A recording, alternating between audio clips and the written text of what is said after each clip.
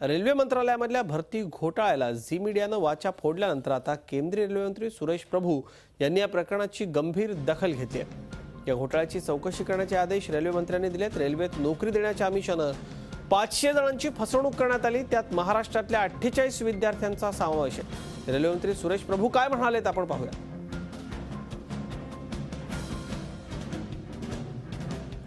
अत्यंत महत्त्वाची बातमी आहे। दोषींवरती कठोर कारवाई करा अशा सूचना सुरेश प्रभू यांनी दिलेल्या आहेत। प्रचंड मोठा हा घोटाळा आहे। रेल्वे भरतीमधल्या या घोटाळ्याकरता अनेक उमेदवारांकडून पैसे घेण्यात आले होते। मोठ्या प्रमाणावरती ही रक्कम आहे। या उमेदवारांना दिल्ली, कोलकाता या सगळ्या ठिकाणी फिरवलं गेलं। ट्रेनिंग दिल्याचा बनाव केला गेला। बनावट लेटर्स दिले गेले। 7 लाख रुपये प्रत्येकी या एकेका उमेदवाराकडून उकळल्याचं कळतंय। ही सगळी अमाउंट अत्यंत मोठी आहे। ही अत्यंत मोठी रक्कम या लोकांकडून अपहार करण्यात आलेली आहे, त्यांची फसवणूक झालेली आहे आणि या सगळ्यामध्ये रेल्वेचे अधिकारी सहभागी असल्याशिवाय हे होणं शक्य नाही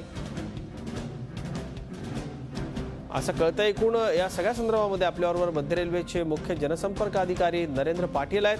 पाटील साहेब, अत्यंत धक्कादायक आहे हे सगळं आणि या सगळ्यामध्ये रेल्वेच्या काही अधिकाऱ्यांचा सहभाग असल्याशिवाय हे होणार नाही असा संशय आहे।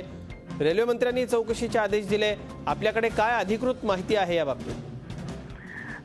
या बाबतीत रेल्वे मंत्र्यांनी दखल घेतलेली आहे आणि रेल्वे मंत्र्यांनी सांगितलेलं आहे आणि त्यांनी सगळ्यांना आवाहन करायला लावलं आहे की असे जे कोणी युवक असतील त्यांच्याकडे जी काही माहिती उपलब्ध असेल ती त्यांनी आणून द्यावी आणि जेणेकरून आपल्याला याची चौकशी, सखोल चौकशी करता येईल। त्याचबरोबर त्यांनी एक आव्हानही करण्यास सांगितलेलं आहे की जे आपले युवक आहेत त्यांनी असल्या कुठल्याही माणसांना, भूलथापांना, म्हणजे असं कुठेच होत नाही की पैसे देऊन नोकरी मिळते, त्यामुळे असल्या यांना बळी पडू नये। असे कित्येक लोक असतात, कित्येक विभागांमध्ये लोकांना फसवतात आणि नोकरीत आमिष दाखवतात। त्यामुळे आपल्या युवकांनी अशा आमिषांना बळी पडू नये। अभ्यास करून परीक्षा देऊनच तुम्हाला नोकरी मिळू शकते, पैसे देऊन नोकरी मिळत नाही। तर ही गोष्ट युवकांनी लक्षात ठेवावी आणि रेल्वे मंत्र्यांनी याची दखल घेतली, गंभीर दखल घेतलेली आहे आणि त्यानुसार त्यांनी अधिकाऱ्यांना आदेश दिले की तुम्ही चौकशी करा, तुम्ही त्या लोकांपर्यंत पोहोचा, कोणाकडे त्याच्या काही कागदपत्र उपलब्ध असतील तर त्याच्यावरून काही कोणी सापडतं का त्याचा शोध घेण्याचा प्रयत्न करा आणि याच्या नक्की पाटील साहेब, आपण आपलं जे आव्हान आहे ते लोकांपर्यंत पोहोचवूयात। नरेंद्र पाटील सांगतायत ज्यांची फसवणूक झाली किंवा ज्या कुणाला या सगळ्या संदर्भामधली काही माहिती आहे त्यांनी ती रेल्वेकडे पोहोचवावी। पाटील साहेब, या लोकांना कशी भेट घेता येईल? कुठल्या अधिकाऱ्याकडे ही डॉक्युमेंट्स त्यांनी द्यायचे आहेत? ज्या कुणाला माहिती आहे त्यांनी कुठेही कागदपत्र आणून दिली तर चालतील? रेल्वेच्या जे समजा मध्य रेल्वेचे मुख्यालय आहेत किंवा DRMचे ऑफिसेस आहेत, तिथे येऊन तुम्ही जर माहिती आणून दिली आणि तिथे जे आमचा पर्सनल डिपार्टमेंट असतो त्या डिपार्टमेंटकडे ही माहिती आणून दिली तरी आम्हाला पुरेसं आहे। विविध ठिकाणी आमचे डिव्हिजनल रेल्वे मॅनेजर्स ऑफिस आहेत तिथे। अगदी खरं आहे आणि आपण म्हणताय त्याप्रमाणे कुणीही अशा अफवांवरती, भूलथापांवरती विश्वास ठेवू नये। रेल्वेत अशा पद्धतीनं पैसे घेऊन नोकरी लावून देतो किंवा कुठल्याही विभागात पैसे घेऊन नोकरी लावून देतो असं सांगणाऱ्या माणसावरती कृपया विश्वास ठेवू नका। नरेंद्र पाटील, धन्यवाद, आपण झी24 तासशी बोललात त्याबद्दल। याच सगळ्या संदर्भामध्ये आमचे प्रतिनिधी रामराजे शिंदेंनी फसवणूक झालेल्या भास्कर खेमनारे यांच्याशी केलेली चर्चा। रेल्वेमध्ये भरती करण्याचं आमिष दाखवून लाखो रुपयांना गंडा घालण्याचं प्रकरण समोर आलेलं आहे।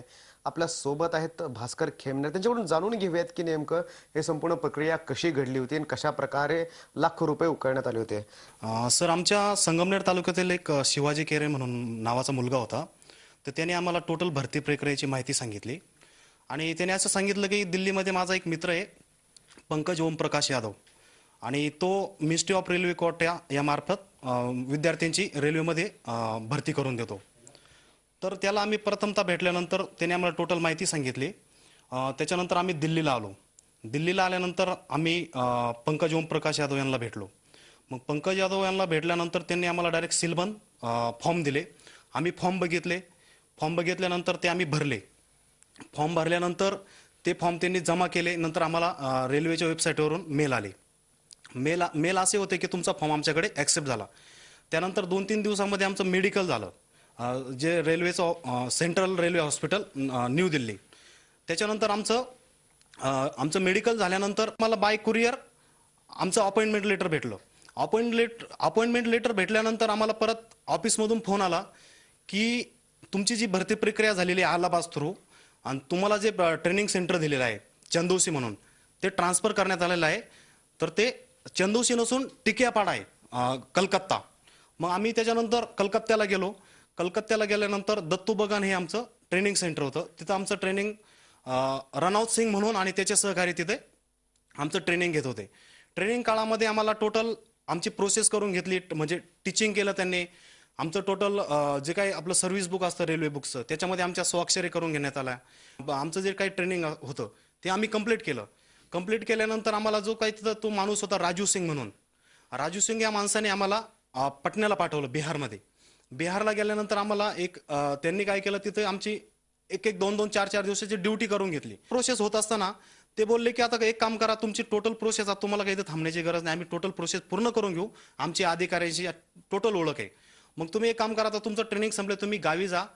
परत 10 तारखेला डायरेक्ट या म्हणजे बिहारला आल्यानंतर आम्ही राजू सिंगची वाट पाहू लागलो.